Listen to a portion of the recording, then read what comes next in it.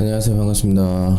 지금 상황이 지난번하고 좀 케이스가 다르기 때문에 그 부분에 대한 이해가 좀 필요하지 않을까 싶어서 오늘 그 얘기를 잠깐 해보도록 하겠습니다. 어제 예상했던 대로 CPI는 상당히 큰 폭으로 상승을 했죠. 근데 이제 좀 아쉬웠던 부분은 뭐냐면 지난달하고 다르게 지수는 크게 하락하지 않았어요. 그 부분에 대한 설명들을 좀 드리려고 합니다. 그것들을 좀 이해하려면 일단 지난달하고 이번달하고 차이가 무엇인지에 대해서 좀 생각해 볼 필요성이 있는 것 같아요. 우선 5월달에 발표됐던 CPI를 보면 예상치는 보시는 바와 같이 8.3 정도 생각을 했었죠. 그러니까 시장은 예상치를 8.3% 정도 생각을 했던 거예요. 그런데 실제적으로 수치를 보니까 8.6%가 나왔던 거죠. 이 부분에 대한 충격들이 상당히 컸다라고 보여집니다. 왜냐하면 대체적으로 그때 언론이나 월가에서 얘기했던 주된 그 흐름들은 CPI가 하락할 거다, 떨어질 거다.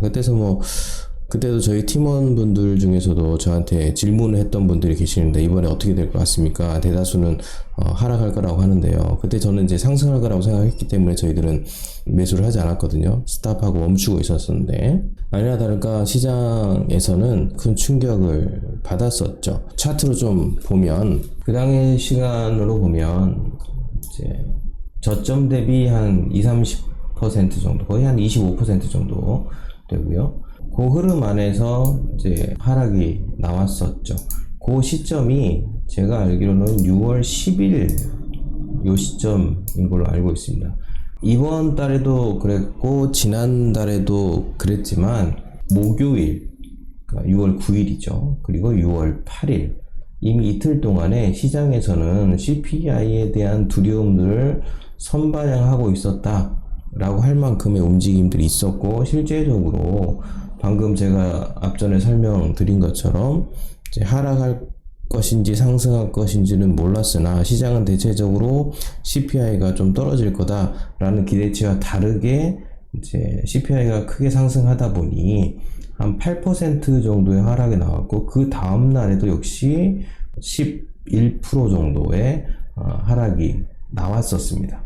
그 핵심은 뭐냐 하면 시장이 전망하는 기대치와 어떻게 움직이느냐, 거기에 월가를 비롯한 대다수의 전문가들은 어디에 베팅을 하고 있었느냐, 요런 부분들이 중요했던 거죠. 반면에 이번 6월 달에는 시장에서 대체적으로 CPI가 크게 상승할 것이다, 이런 예상들이 지배적이었습니다. 실제로도 예상치를 보면 8.8%라는 0.2% 정도 상승한 수치를 예상하고 있었죠. 근데 UBS하고 일본 쪽에서는 그게 한 9% 정도 상승을 할 것이다, 그럴 가능성이 있다라고 얘기를 하고 있었어요. 근데 실제적으로 수치를 보니까 9.1%가 어젯밤에 나왔던 겁니다. 그러면 지난 5월 달에 이제 기술적 분석을 보셨지만 6월 달에도 그렇게 비슷하게 움직여야 했던 것들이 사실이죠. 그런데 그렇게 움직이지 않았단 말이에요. 8%, 10% 하락이 아니라 어떻게 보면 약보합 정도? 이거 괜찮나? 이게 정상인가? 라고 싶을 정도의 움직임이었어요. 저도 이제 자고 일어나서 봤는데 플러스로 돌아선 분위기도 있었더라고요. 지수 자체가. 왜 그랬을까? 라고 보면 크게 두 가지 이유가 있었던 것 같습니다. 하나는 일단 지난달과 다르게 이번 달에는 시장 전문가들이나 월가에서도 하락으로 베팅하지 않고 CPI가 하락할 거라고 전혀 예상하지 않고 오히려 지난달과 다르게 상승할 거라는 생각들을 주로 하고 있었다는 거죠. 시장 분위기 자체가 이번에는 CPI가 오를 거다, 이번에도 만만치 않을 거다, 이런 예상들을 이미 하고 있었기 때문에 지난달하고는 분위기가 다를 수밖에 없었던 거예요. 그런데 여기서 한 가지 좀 차별점이 있다면, 그러면 예상치보다 더 많이 나온 거잖아요. 8.8%를 예상했는데 9.1%, 심지어는 UBS에서는 9.0% 했는데 그거보다 0.1%가 더 나온 9.1%가 나왔으니까 시장에서는 상대적으로 큰 충격이 있었어야 되는 거잖아요. 그런데 시장에서 그렇게 큰 충격을 받지 않았죠. 물론 이제 이런 수치가 발표된 이후에 변동성을 확대시켜 가면서 순간적으로 마이너스 6%? 그러니까 이것은 이제 UPRO를 얘기하는 겁니다. UPRO ETF로 봤을 때는 마이너스 6%, 그러니까 지수로 얘기하면 한 마이너스 2% 언저리 이렇게 되겠네요. 그 정도만 이제 하락하고 바로 이제 반등의 흐름들이 나왔다라는 거죠. 이거는 굉장히 이례적인 것 같아요. 그 이례적인 핵심적인 이유는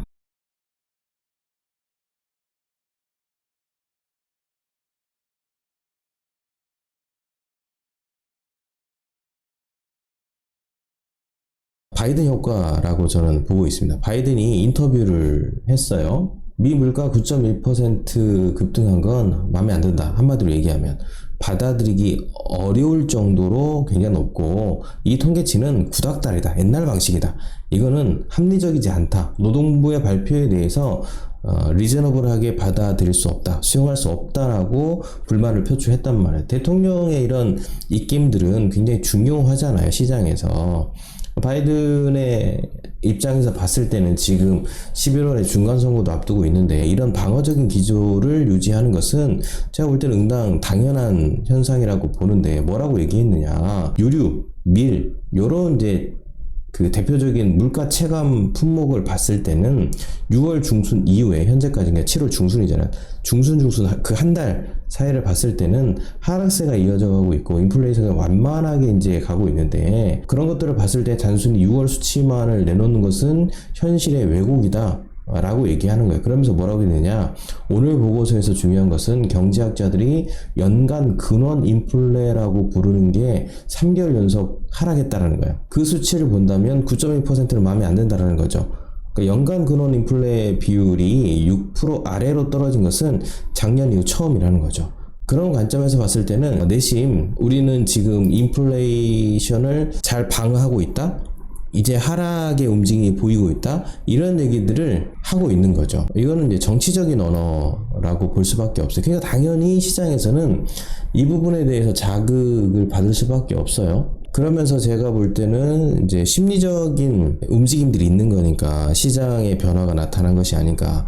그래서 지난달과 다른 움직임이 나타날 수 있는 가능성이 있는 것이 아닌가라고 생각이 들어집니다. 종합해보면 크게 두 가지 이유인 거죠. 지난달하고 다르게 이번에는 이미 시장에서는 CPI가 상승할 거라는 전제를 가지고 배팅을 했고 지난달에는 하락할 거다. CPI가 내려갈 거라는 것에 관심이 컸고 이번에는 오히려 상승할 것이다 라는 것들을 예견하고 있었기 때문에 심리적인 또 시장의 반응이 이렇게 나올 수 있는 가능성이 있고 또 하나는 바이든 효과. 그럼 이제 우리가 주목할 건 뭐냐면 그럼 이 상승이 계속 이어질 거냐. 사실 오늘 저녁 부터 이제 조금 세심하게 관찰할 필요가 있는데 일단 시장에서는 이제 9.1%라는 최악의 폭등이 나타났기 때문에 결국에는 금리에 대한 이야기가 새로 이슈화되는 분위기로 가고 있죠. 그거는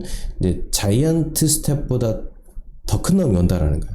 이제 이 용어를 1%라고 하는데 이 용어를 두 가지로 쓰더라고요. 하나는 전보 스텝이다.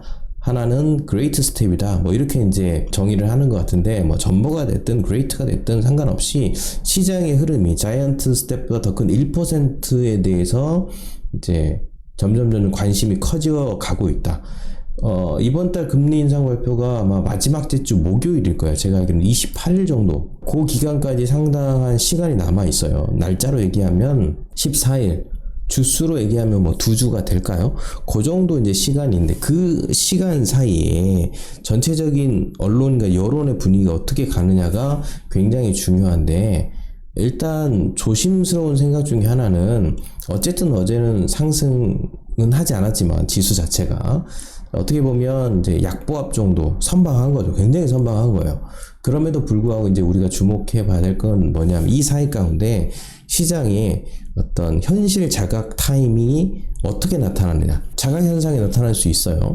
계속해서 이제 전보 스텝, 자이언트 스텝이 나타났을 때에 시장이 현실 자각 타임을 갖는다면 지금의 상승 분위기는 그렇게 오래 가지 않을 가능성이 높죠. 언론에서는 여러 가지 이야기, 부정적인 이야기를 충분히 시장에 더 많이 공급할 가능성이 높습니다. 그래서 이제 오늘 저녁 내일 앞으로 이제 14일 동안 28일까지 금리를 인상하기 전까지 나오는 수치와 특별히 이제 기업들의 실적 수정치들이 있잖아요. 어제 같은 경우에는 델타 실적이 안 좋다는 뉴스가 나오면서 큰 폭의 하락이 나왔어요. 그런 것처럼 실적들이 기업들마다 이제 어느 정도 정리가 되는 시기를 가고 있기 때문에 그런 것들이 시장에 반영이 되고 실제적으로 다른 수치들 발표 엠파이어 스테이트 빌딩 지수부터 시작해서 여러 가지 수치들이 지금 남겨져 있거든요. 그런 것들이 이제 맞물려지면서 시장이 현실 자각 타임을 가질 가능성들을 놓고 봤을 때는 지금의 상승 분위기가 언제까지 갈지는 불투명하다라고 보는 것들이 합리적인 계산일 것 같고요. 기술적 분석을 보더라도 그렇습니다. 자, 기술적 분석을 보면 UPRO ETF인데요. 우리가 이제 주로 UPRO를 보고 있으니까 물론 이제 TQQ도 마찬가지입니다. UPRO만 보면 대체적으로 이해가 되실 것 같으니까 이것만 보고 설명을 마무리하도록 하겠습니다. 지금 이제 UPRO 같은 경우에는 하락의 전조 현상들이 지금 기술적으로 보여지고 있어요.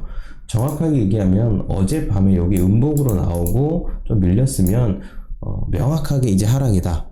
이렇게 이제 기술적으로 얘기할 수 있었을 텐데, 양봉으로 마무리하고 어느 정도 이제 차트에서 보시는 것처럼 앞에 지지 라인에 지금 멈춰 있는 상황들이 전개되고 있어서 오늘 저녁 내일을 좀 지켜봐야 된다라고 얘기하는 거죠. 조금 세분화된 기술적 지표 차트를 보면 240분 차트를 보면 이미 하락의 분위기가 명확하게 나타나고 있는 것은 분명하죠. 핵심은 요 앞에 부분, 요 라인들이죠. 요 매물대, 지지대, 이렇게 얘기할 수 있을 것 같은데, 요 라인들을 확실하게 깨고 가느냐, 여기를 깨고 나가면 하락은 좀 더 깊어질 수 있겠죠. 우리가 원하는 목표치까지. 근데 지금은 여기서 이제 방어적인 기조가 보이고 있기 때문에 오늘 저녁 내일 그리고 현실 자각 타임에서 나타난 여러 가지 언론들의 이슈 파이팅 이런 것들이 시장에 어떻게 반영되냐에 따라서 하락이 어떻게 움직일지가 관건인 것 같습니다. 상단 지지 이렇게 보면 역시 여기를 이제 추세선을 넘지 못하고 밀려 내려오고 있죠. 결국에는 추세선을 밀려 내려오고 있기 때문에 두 가지인 것 같아요. 종합해 보면 앞에 지지라인을 깨면 하락폭이 더 커지는 거고요. 지지를 뚫고 가면 이제 방향성을 바꿀 수 있다라고 볼 수 있는 상황들이 지금 충분히 전개될 수 있는 현상입니다. 그래서 지금 우리는 오늘 저녁 내일을 주의 있게 볼 필요성이 있는 거고요. 다음 달 CPI 같은 경우는 지금 조심스러운 얘기이긴 하지만 이제 개선될 여지가 충분히 있지 않습니까? 이제 9.1%가 최정점일 가능성들이 지금은 충분히 보여지는 상황. 그러니까 다음 달 정도는 하락할 수도 있다라고 본다면 이건 그냥 예견일 뿐입니다. 실제적으로 수치가 나와봐야 아는 거긴 하지만 만약에 실제적으로 다음 달에 CPI 지수가 내려간다면 이제는 좀 다른 분위기가 연출될 가능성이 충분히 있다라고 되어지고요. 종합적으로 봤을 때는 오늘 저녁 내일 앞에 있는 매물대 기술적으로 본다면 깰 수 있느냐 아니면 추세선을 넘을 수 있느냐 이 부분들이 우리가 의사결정하는 데 굉장히 중요할 거라고 생각되어집니다. 여기까지 하도록 하겠습니다. 감사합니다.